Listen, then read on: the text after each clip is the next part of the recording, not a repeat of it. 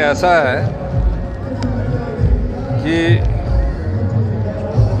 इस समय हाईकमांड ने दूसरी बार मुझसे कहा, पहले लोकसभा के चुनावों में कहा उन्होंने कि आपको लोकसभा के चुनाव में एमपी का चुनाव अपनी वाइफ से लड़ाना चाहिए।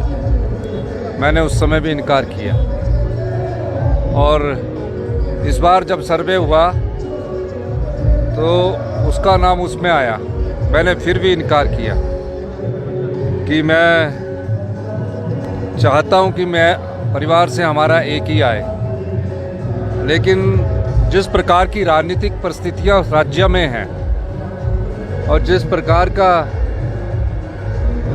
जो ये निर्दलीय जो प्रत्याशी है, जो उस प्रकार की लड़ाई लड़ने के लिए वह एक स्ट्रॉन्ग प्रत्याशी के रूप में मेरी जो पत्नी थी वो वहाँ उसका मायका है, उसकी अपनी जगह है, उसको उन्होंने कहा।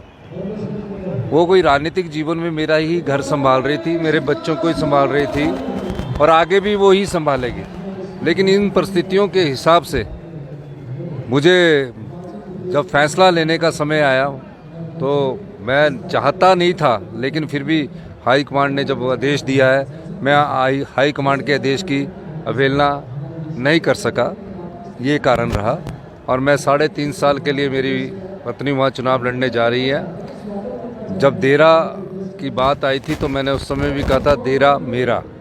तो आज मेरे रूम में मैं वहाँ अपनी वाइफ को भेज रहा हूँ।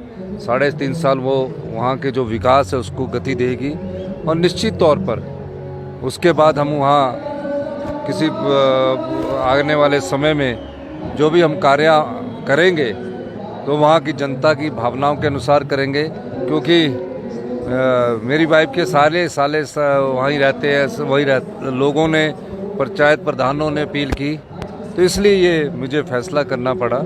लेकिन भविष्य में परिवार से एक ही राजनीति में ज़्यादा तौर पर रहेगा। सर, समर फेस्टिवल में आप